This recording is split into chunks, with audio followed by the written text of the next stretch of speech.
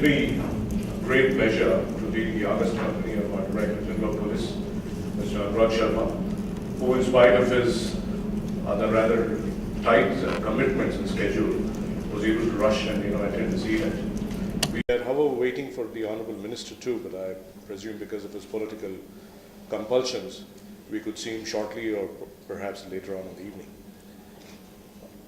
This particular program has been, like our mainstay for the past couple of years. The HLS, the Homeland Security, when it started in Israel, it started growing on towards different countries which face similar actions. We are not going to get drawn into geopolitical situations or politics at this point in time, but two very prominent features stand out today between the country of Israel and the country of India. Both are democratic nations, both have elections, both have bodies, both have politicians who run the governments and also extremely efficient forces to support them, be it the army in Israel, be it our police forces here in India. And of course, being a federal structure, when defense is of course a federal item, but at the same time, states have got a policing onto their task. And we have seen in the recent past, several instances, most of the police people don't talk about it, but we are aware of some of the nuances. In very critical conditions also, we citizens don't get to see the damage which ought to have taken place because of timely action of our police forces. It's really, these are things which happen without our knowledge, while we sleep, while we relax, while we enjoy going about in the city. And behind all this, gentlemen and ladies, it's very fine to understand those technologies which evolve. And I'm of a proponent, I'm of the opinion that countries like Israel, who have learned in terms of their small population, in terms of their strategic location with about 100 million hostile neighbors against them, have learned technologies or actually imbibed certain systems which make them a country of great value today.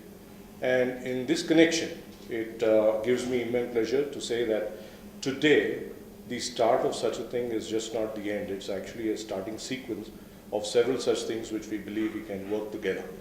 The Indo-Israel Chamber of Commerce is an active body.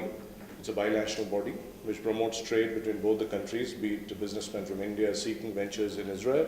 Similarly, from Israel, companies seeking footsteps into Hyderabad or into India. There have been several companies which have taken advantage of our conducive political as well as a demographic content in India. Two such large companies, one in the real estate, have invested several $1 million. They have started a project near to APA Junction, the Andhra Pradesh Police Academy. Second largest investment in terms of research and development is another company which has opened up its base 2 years ago in Shamirpet in the Knowledge Park of ICSEI. They are into the plant protection systems, and they are world's third largest company, and they have declared that their base of research would be from Hyderabad. So I'm glad seeing that just not, in terms of small technology transfer between India and Israel, large Israeli companies are also coming and saying, hey, this is a good time to invest in India. Let's utilize the excellent manpower we have in India. We people are fighting people. We people are always not laid back. We are the entrepreneurial mindset. And based on this, we are seeing more and more things happen between India and Israel.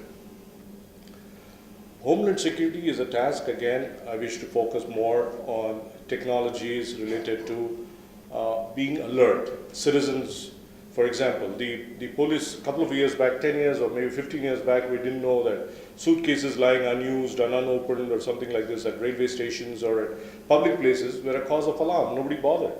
But we were inculcated the view by the police, by people who are in power, saying that those are dangerous items. Those have to be immediately told to the authorities and so forth and so on. Such education helps us prepare better in terms of preparedness as civilians with the police force that we currently have. So as a sequel, we also have now coming up in the next month, that is in the month of November, between the dates 9th through the 12th, we have a great Homeland Security Conference in Tel Aviv, Israel, which is going to be attended by more than 800 companies worldwide. And more importantly, at that juncture, at that exhibition, at that conclave, there will be Israeli technologies which will be exposed to the public, where people can go, start talking to them, perhaps start looking at strategic alliances, building up product bases or joint ventures, etc. That's a good forum. That's between the 9th and the 12th of November. The Embassy of Israel in Delhi, the Consulate of Israel in Bangalore, headed by Mr. Avi Friedman, will be always glad to interact with you and see if anybody could want to participate in such a program. They'll be willing to take you forward. Without